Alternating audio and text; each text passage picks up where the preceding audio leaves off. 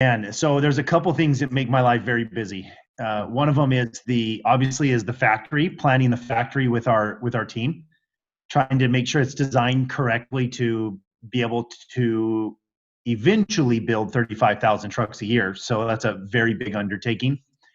The other part that makes me very busy is building out our hydrogen stations. So as we plan these hydrogen stations around America, no one in America has built big hydrogen stations yet. Nobody has.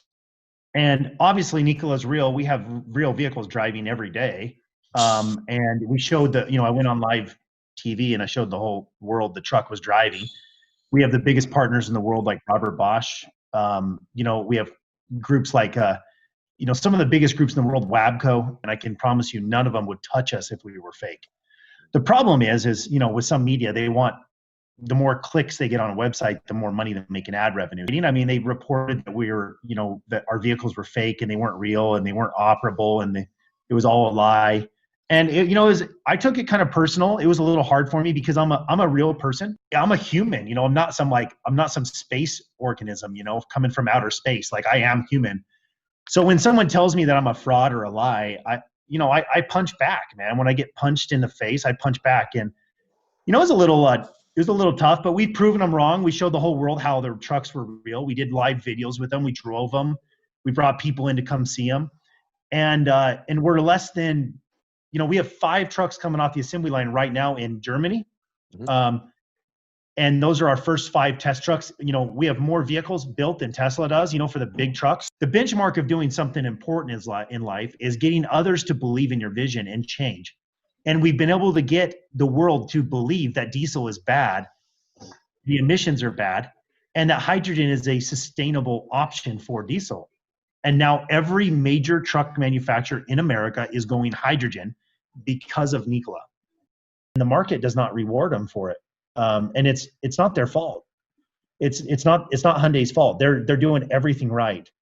The problem is around the world is people want complete change. They want everything new. They want brand new companies. They want brand new innovation, and they don't want anything legacy. They don't want cars that run on petrol or oil or gas. They want all zero emission only. And they reward companies like Nikola that are completely zero emission. That's the thing that sets Nikola apart from everybody is that, one, we own the chassis, we own the whole vehicle. Okay, so the vehicle is a very important part.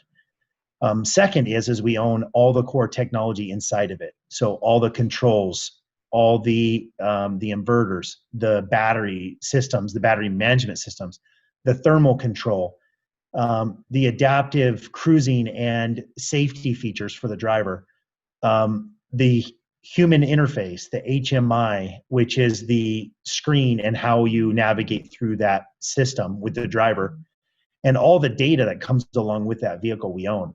Now, what we do not do is manufacture those components ourselves. I've been very clear that I think it's kind of stupid to do everything yourself. I think you should rely on tier 1 suppliers like Bosch or like LG or like Samsung to provide you with parts that they make really good. And so sometimes we will go to them and say, for instance, Bosch, we built a fuel cell, our own fuel cell, and we went to Robert Bosch and we said, why don't you commercialize this? Because Bosch is expert at commercialization. So we helped innovate and pioneer and prove out that it could be done.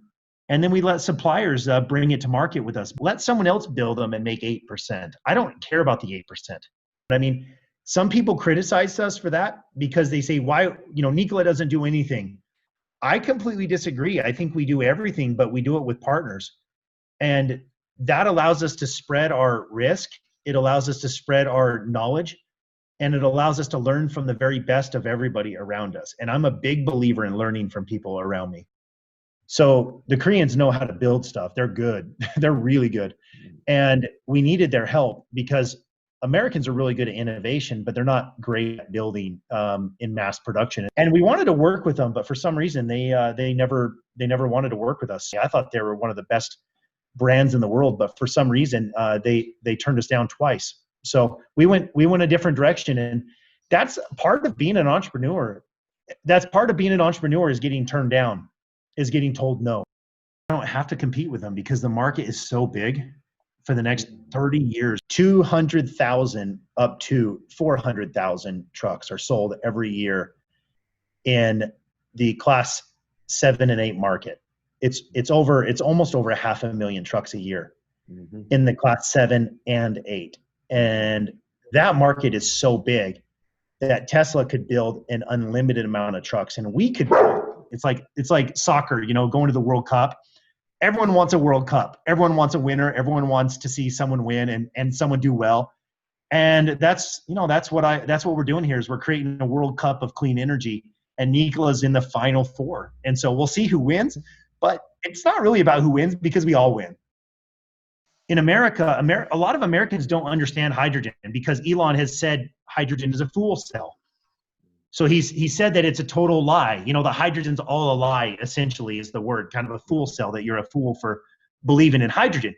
But that's just stupid. He doesn't use he doesn't use batteries to send his rockets to space. Yeah, right.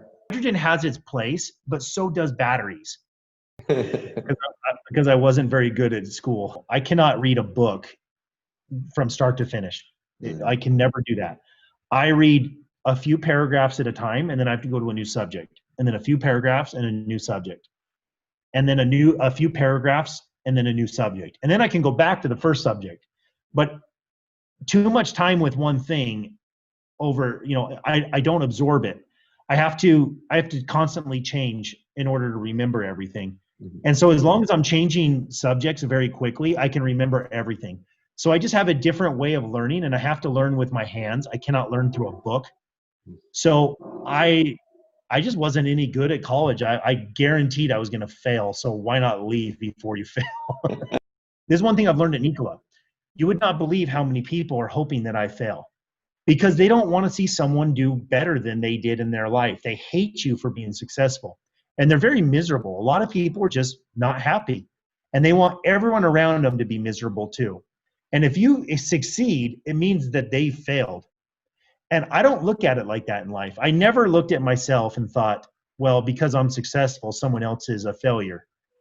I look at myself like I failed multiple times, and I've learned how to never give up. And luckily, through a lot of situations, I was able to be successful. But I definitely don't look down on someone for failing because I failed multiple times. I think it's an important part of